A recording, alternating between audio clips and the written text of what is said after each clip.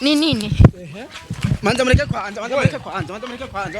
Sasa hinge ndakwereke. Nofuma ndamwica abwo mbuzi mbugita ngaha. Umviriza gato. Nambugiti hari ngaha. Oya. Umviriza. Uyu wewe? Uyu uramuzi? Uyu. Baby.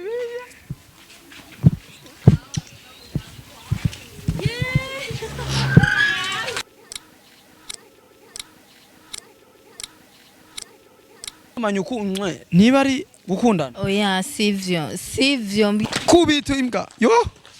Hinge. Sasa hinge Umwe akikuvanga huyu. Tukajisikia. Tozo nikafika na muua. Sio hata kujisikia. Afadhali tu namuua nisirudi kumuona. STV every story matters. Ndabaye mwaramutse cyangwa mwiriwe bivanye n'umwese ahaherereye nkuko mubizi nyandi the M's Mr Solution Mr Emotion ku yindi ncuro ku munsi wa Valantin turashima Imana iyo yadushoboje inguvu n'impwemu nishaka kandi yo gusubira ku murimo wacu wa misi yose. Uyu munsi rende kumwe n'umwana asabye kweri asa neza, sinzi ko ari umutanzania cyangwa ko ari umumetisi, ariko nta byinshi turavugana nawe kandi ntabwo ndamuzi, ariko yambwiye yuko akeneye kuvugana nanje. Ni sawa? Ni sawa. Meze neza cyane gose. Uri umwarabu? Oya. Uri umurundi? Yego. Bya vrai uri umurundi? Nta nubwo ucanze na gatowe. Oya. Usa neza none umwana w'agazi. Oya, akoze. Cyawe nakandi kana, ntari akandi kana wongereje. Oya. Ni kai wawe natire. Na kiwanje natire nyene. Uno ipode yuko yeri birampabuye. Urakora. Mimi nitafuta ukanambia tumie na kamera ili kuna kitu nataka kunambia. Ni kitu gani? Nimekuwa nataka unisaidie unishindikize kwa mpenzi wangu. Mpenzi wako ndo nani tena? Mpenzi wangu ni Jazz Member. Mnapendana? Mko na siku ngapi mnapendana? Ila tuna siku nyingi tu kama nainga moja hivyo. Ndio leo nilikuwa nataka nipatie surprise. Ya Valantin. Valantin yani. Mnapendana kweli? Sana. Unampenda kweli? Sana yani hakuna hata wengine mwanamume mnapenda kama yeye. Haujawahi kusikia bibi sanga vyake? Nimewahi kubisikia ila tu kwa sababu nampenda nimepotezea. Unapanga kumuzawadia nini? Nimemletea tu zawadi tu aliua tu. Ni kwa mundani. Niko mndani. Unajua kwa anaishi hivi? Mimi sipajui, sima nilikuwa nataka unielekeze. Aliyama mwezi masiko na mimi hapo mbele kidogo. Twende huko basi. Sawa, kuna tatizo, sema ungenielekeza. Yangu iko wapi? We. Wewe mpenzi wako atakuletea, kuna tatizo.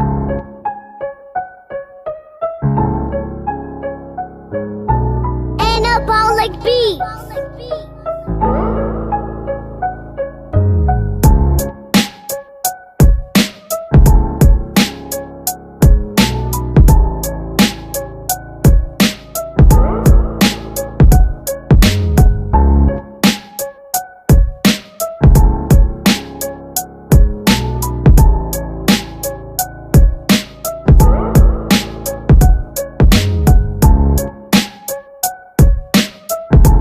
Yes, nkuko rero mubona twamaze gushika niho Jasmine muri misi asigaye haba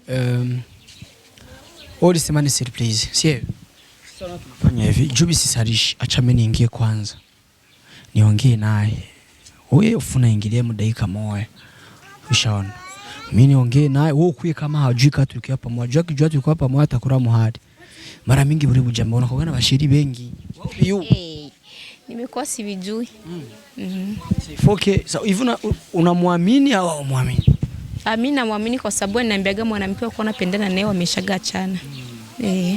Bali achana, lakini naogopa wanaume wa hizi siku. Mimi tu ndo mpole, hakuna wengine. Hawezi kafanya hivyo, ananipenda sana. Hawezi kafanya hivyo.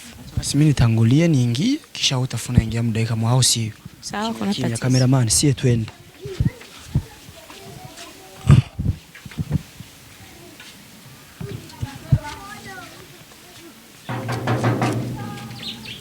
Jazz Member we.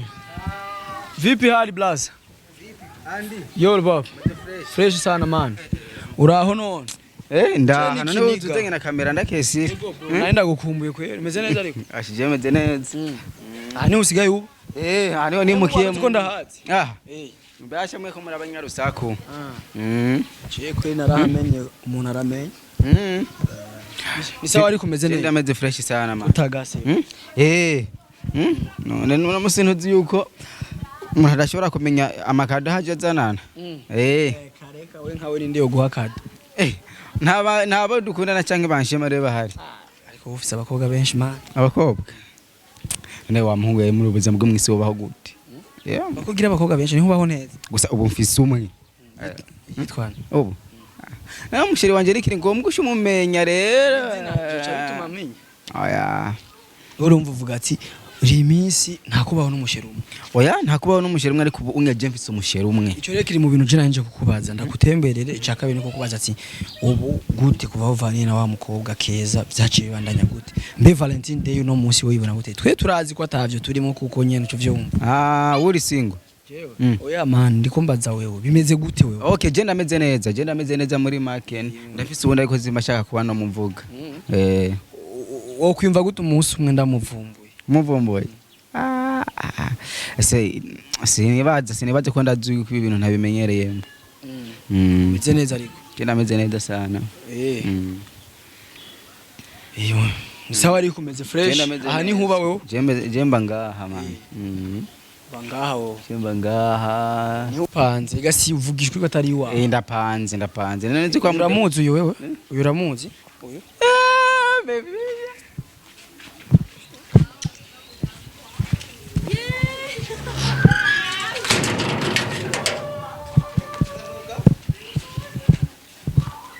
mapenzi shosho ega muri seri yo urumwicanye na kesi sheri baby ndagukunda mwazananye n'uyu oya ko nzuninde byose ndamuzi nje kuraba ni sawa umeze neza ni sawa je nitwa Andi nawe witwa nde je nitwa Salha mukundanye no newe n'ushiri wanje ndamukunda cyane murashushe cyane gose nyemeza uramukunda se ufise amaraso ameze nyemeza ndamukunda oya nawe munyemeza uko kweli niki bizu kimwe basi ndemeye andi ufise amaraso no kuri Imana mbere akazi none wabimenya gute ko uno musina washaze ni se Valantin wowe urakunda abakobwa baranagukunda hoho mukanabishira abone we twebwe natwe tuba tuzi abantu none ni sawa uno musina washimye kunzanira ishoko bisigura ko hari wundi yo havariza oya kubera nije nari kuri muha se Valantin bakobwa nibo batanga oya urumva yampaye keshi naje nashiko no musinja ari muha none mukundanye indwi imwe yagwaye murumva muri indwi imwe maze gukora kenshi aya dukundanye indwi imwe bebe urumva ko nakwinjirira urumva ratanguye kuzoza uvuga ariko ko ntabizi ndabizi bebe none imwe sawa meze neza cyane gose ndagukumbuye bebe je rero yo je ni atari wenda gukumbuye ariko rero ngoma ndababaze gatoye kuba did mbaze gatoye ariko yo umusheri wanje kuvaho kiya gihura mutwe kimpebeye nakendo nk'umusheri wanje kandi ankunda cyane gose yego none meze neza ndashima ariko ngini mbaje akabazo kamwe muri mu rukundo sivyo ndiri mu ruhande rwawe ko sister siku moya kikuvanga huyo Tozo nikafika na muua. Si hata kujisikia. Afadhali tu namuua nisirudi kumuona. Nawe umunsi umwe yakuvanze vyakira gute? Jewe. Baby. Judonyicho. Nzokwica nyene. Nubwo nakunze akaziri. Je uyu unya amvanze mbona yuko nashenda muheba nkarondero yondi. Yego nta kindi. Mpaka nkunda. Oya, numaze kubumvanga umva nashanga ndagukunda. Umwe bagute abwo cunyica. Ndakwice. Kandi hari abandi bahungu nyene cyangwa abandi bakobwa. Turabeshe nkapana tuze kamuri kina filme misi yose. Jewe nukuri kw'Imana nzokwica nakubesha. Hari ikintu wowe umaze kumarira wo kwicuza kuvanze. Cyane gose. Nkigiye kini mbatari banga. Nibanga nyene sinori kubwira. Ariko murakundanye mapenzi shosho no mwira yarashise mapenzi moto mana yanje n'abavye baramuzi iyo kamera yanyu nambi tabona mu bivugo no munsi mwiza vraiment mudemo mwiza rota wawondi kibazo ni kibazo cawe ni kimwe aguhevye umuvanza azoca kuyica nico kibazo umva ari ku mutego ajeni umwe kandi wowe mwari umwanya azogufata ndabizi baby nukuri ndagufashe hoho nutwenge ngaho nzokwereka nzokunda ukuna sivyo sawa na kibazo amukunda munyemeze ariko n'umunsi muzobitobanga nzobibutsa jewe sinibagira kandi sinakazi nyene kubera iki tweka je ndi ngoma ndarushinga sivyo mubanze mumbwire wowe urumva ko utazomva vyemera imbere ya kamera ko utazopfa umuvanze je sinze muvanga yego emera imbere ya kamera za STV yuko utazomucamo nukuri ndagukunda uko siko bavuga ndemeye imbere y'abagabo n'abafana ba STV sinzokuvanga niko dusezerana subiramwo ndemeye imbere y'abafana ba STV ko ntazomucamo je ndemeye imbere y'abafana ba STV iko ntazokugira ndakuvanga kandi ndaziko ndagukunda baby kandi urabize nawe sasa itika mbere y'abafanzi ba STV kama hauta mu chiti Bio Mungu ikiruzi rudia ndani nakubali mbele ya wafana wa STV sitamchiti huyu nakubali mbele ya wafana wa STV siwezi nikamchiti nakubali na mimi nakubali mbele ya wafana bangu ba STV sitawasaliti wakivurugana mimi nabileta kwa STV kubali gisi hata uko hapa wewe ndio utakuwa shahidi mimi ndo shahidi na mimi sikia kubibomoa cha kunuka kinuki cha kuwa kiwe mimi ndabitia zarani baby naona ni sawa ndagukunda shushu yo jo rero jo ndagukunda hamwe ndyamye mu ijoro ngumanda kurota niko nanje ndagukunda baby jo ni cyane ni cyane vraiment mama rakomeye ni sawa nze neza Yego. Karibu twe tuko dukora ikiganiro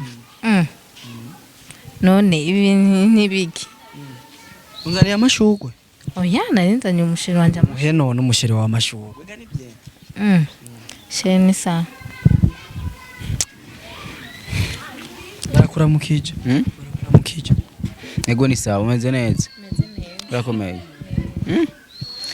uyu ninde uyu iyo mugenzi wanje nye ndeka uvuze mugenzi wanje je ndi mugenzi wawe nyene sheri ajuwe nyene gute je ndi mugenzi sheri ajuwe wavuze uyu mugenzi wawe abaye kandi sheri umbiriza ndireka kukwinjirira byomba ibi ni byiwacu sheri ujya aje gute munyene yaha wavuze imbere yiwe je ndi mugenzi wawe basi uyu musifu mufaniki uyu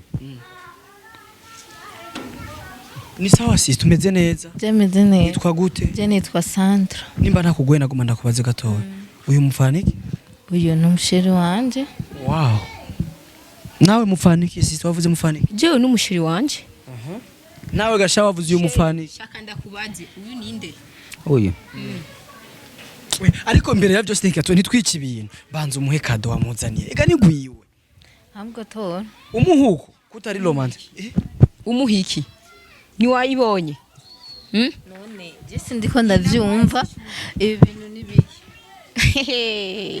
abwo genda ushiri unzi uri umusheri wanje andi ibintu kwanza manza mukuriye muzimye kamera cyo gusa nabonye jewe ivyo nabonye sister sha abantu basomanye ukunwe niba ari gukundana oya sivyo mbwira ariko nundabe mu maso nundabe uyu ninde mbwinde shu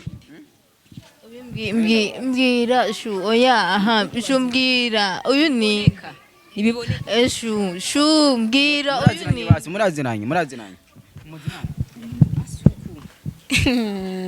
ndabakwanza neza jewe cange ntorundaba neza ndabakwanza iki gikobwa gisuku naconzi vraiment cange n'umukozi wajanye kana nuwe reka avuga ivyo ashaka vyose ivyo yiyumvira vyose mbwira shu urazi ndagukunda shu mbwira uyu ninde none musijisha nabigenza gute none baba mbwira uyu ninde shu shiri babiri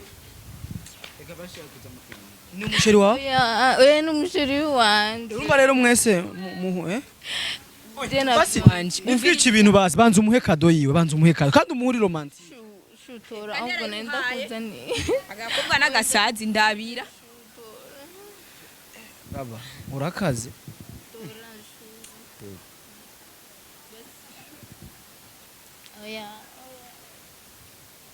oya urazi ko ndagukunda sinokubura shu urakado bariko baraguega none gashaka kuri kigabo kimchikimesha andi reka kutoza uragira nk'ibyo batso rero ugira ibintu bigende fresh sivyo nabonye ibintu biri serie wowe umubeje baba none we kwanza reka tuzobisubiramo sinzima nimba ari mitu habakobwa ntaco sister ba romantique cyangwa ko wari wabiteguye umuha amashugwe shu Shu. Ni nini? Manza mureke kwanza. Sasa hinge gato. Ngoja. Ona sasa sister, vitu ya mapenzi haihitajiki. Wewe unampenda? Mupe mapenzi yake ajinjoie yake. So kama huyu ni blag higa wewe mpata kiambi. Bitu. Kubitu imbwa. Yo. Hinge. Sasa. Hindira gatoya. Hindira. Goya. Umviriza. Mana ya. Hinge gatoya. Arakuzi nyene. Hingere gatoya. Hinge. Urataya amahero. Reka atakari. Ujya n'umusheri wanje. Yarashise no muhira. Urabona? None ndakubaza. Okay, rabangere gisa. Sasa mama we no fuma ndakwica. Je ndakwica. Abereka ndakwereke. Hinge gatoya. Hindira. Goya basi. Hinge gato. Rindira nakubwira. Ngo terashi. Basi jenda kwikundira basi. Yo sindakivuye. Yo ndeka ndakwereke. Hingere tuvugane gato. Yo tuvugane. Tuvugane. Umviriza renda babwira ikintu kimwe, sivyo? Mwe muri abadata kandi muri abakobwa mwese, sivyo none? Ujya n'umuhungu mbanza musabe ikigongwe kwanza nababangura kanije. Una? Oya, ringe gato umviriza. None kuri runini ushoboye gute? Ariko kumuhungu kweli. Urazi renda kwereke. No fuma ndamwica abwo mbuzi mbugita ngaha. Umviriza gato. Nambugiti hari ngaha. Oya, umviriza. Mbe murazi ko muko muragwana? Umusheri wanyu ari he? Hagu umusheri ari he? Sheri. Mugwane kandi rero. Kaga ngunaga escro. Kaciye he? Change wa munyegezi. Sawa shana munyegeje. Urazi rero. Reka ndakwereka. Mugwane rero kandi ubuturaye. None umwe iriri shugo bari guza ngaha. 15000. None bararitaye no kurita. Ndabiri umukoshi unzanye ngaha kweri. Kaciye he kagahungu cage nakazi. Ukabe agahungu kandi ugakunda. Yo ibintu kangiriye ngaha. Umuhungu arashobora kwiyongera wa kabiri. Nibisanzwe kimyaka kimwe. Si bisanzwe. Yo ingene orambwira ndi jenyene. Arankunda jenyene. Acaza nuwundi. Kandi uri umucorera. Amera menshi. Ore sana. Nikwera nyene je nkunda umukobwa umwe ariko niko yanaronse umwe nyene numva naye kukwikundira sha. Yo. Sinzosubira gukundana vraiment ndabihevye. Na n'umuhungu numwe nshaka kandi na n'umuhungu numwe nkeneye. Ore sana ariko uzokunda n'ubwa mbere ntawa gutumye gukunda. Sinzosubira ibintu wangiriye ngaha. Sister vipi? Poa. Ore sana. Ndio hivyo. Pole. Si mpigane basi kamera mwisho. Havina hata faida. Havina faida. Mwanamume unaweza mpenda, unampatia mapenzi yote, kesho yake anakwambia nakupenda ndakuoa. Na mimi nilikuwa nazalina kia kumpatia Valantin. Pole sana. Tana visanga vyenye sikuwa natarajia. Aho usanga ari umuhungu yakudraze agukunda uramwankira. Kandi benshi. Uca wewe yamuyengo na yeni wa hivyo. Tage dusanga gusa twamukunze. Yo muhungu afise imiti. Jende afise imiti. Sinzi kweli. Umuhungu abakobwa bakubitana kubera we. Sinzi kweli. Ariko si je nabikotse. Mumbabari. Oya from. Oya. Unajua gisibiko? Shakoshini ya nani kwanza hivi? Bana kwanza hivi. Sasa unajua ni yae. Mimi natani nde zangu nafikiri fresh. Mushapendana? Chukua. Basi mujitambulishe. Wewe unaitwa nani mwambie? Mimi naitwa Salha. Na wewe unaitwa nani? Mimi naitwa Sandra. Mupe chance basi. Bibi mambo ende safi. Chance basi. Mbona mupa na muhadi? Mwanangu wewe nimekuwa na kuomba tuachane na ule mwanaume. Kwa sababu ule mwanaume hana hata maana. Yaani mimi hapa nimekuwa namlisha na mvisha ila tazama tu ananifanyia. Na urafisi vyo amufasha. Jo. Bimwe ariko si byinshi. Ni abakobwa mukura amahera mwebwe kuhunga bahunga. Twebwe. Ariko muni fresh mwakunda mushapendana. Alafu mwanaume mwenyewe mbovu ya hatari sijawahi kuona. Kama nimemwoneaga iko nini? Miguu yenyewe imepegama tu. Sauri kuna mpenda ikukuwa inapengama ilikuwa inanyooka. Hivi imeshapengama. Nilikuwa niona msuruali, sikuwa hata nimeiona. Alafu najuta, Mola. Nisirudi hata kupata mwanaume kama huyo. Una mimbaki. Siwezi, nije kuzaa mtoto wa sura ya vile. Yesu wangu. Sura yenyewe imepengama. Sheri wangu na mimi unanipondaga hivyo pembeni. Au vinakuaga? Na hata siku nyingine usiruhusiwe kupendana mwanaume kama ule. Kwa sababu wanaume wa siku hizi, halafu wanaume wabaya njoo kugona na mafieri. Wewe tazama tu pale gisa ameniona, eti huyu ni rafiki yangu. Na wakati alikuwa ananibebisha na nishikashika eti mimi niko mpenzi wake. Ila unafika hapa eti mimi niko rafiki yake. Pole sana. Mimi alikuwa ananiambia kama ni mimi mwenyewe. Yambwira ko ari jeje nyene. Ahubwo je natangaye. Pole sana shaga. Je ndagiye rero tuzosubira. Sawa, kuna tatizo, asante. Mimi naenda. Nashukuru. Ahubwo twashaka kukubwira bijya bintu mwafotoye ntimuzobipublie. Uruberi. Oya. Ni bibi oya biramaramaje vraiment. Ndabiposti sie. Mimi naomba msamaha vraiment. Hata ukitaka magoti sasa hivi nitakupiga. Sikia tusingoe. Unaona kiposti kabisa tunakufa mwanaume kama yule. Mwanamke mzuri kama mimi, tai nzuri. Tunakufa mwanaume kama yule. Unaona kweli watanishikialiaje? Kitu sasa nilikuwa nataka nikuombe usiposti hata wasipimi kuniona. Mimi vraiment mimi binakuwa bigumu kuacha kuposti. Nakuomba. Yako tulitoka mimi na wewe. Nitoke kule nikuyafu nisiposti. Mungu, naomba. Mimi usingoe shimama kwanza. Usiposti.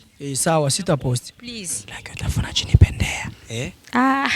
Sisi tunataka. Sasa napendana na wewe pala kupendana na ule. Sawa, sinda posti usiku mwema. Sawa na wewe pia. Bye. Tufanye hivi.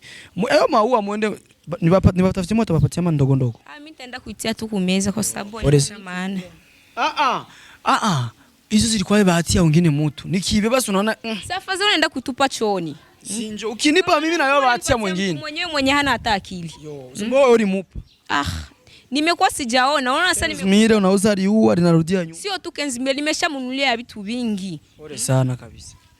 Sawa sana. Kimi siku ya kunihonga ukitaka mimi niko tayari, mimi napenda kunihonga. Nitakuhonga usijali, mimi kama kawaida yangu. Merci beaucoup STV. This is STV and the MC Mr. Solution, Mr. Emotion. Bye bye. Ciao ciao.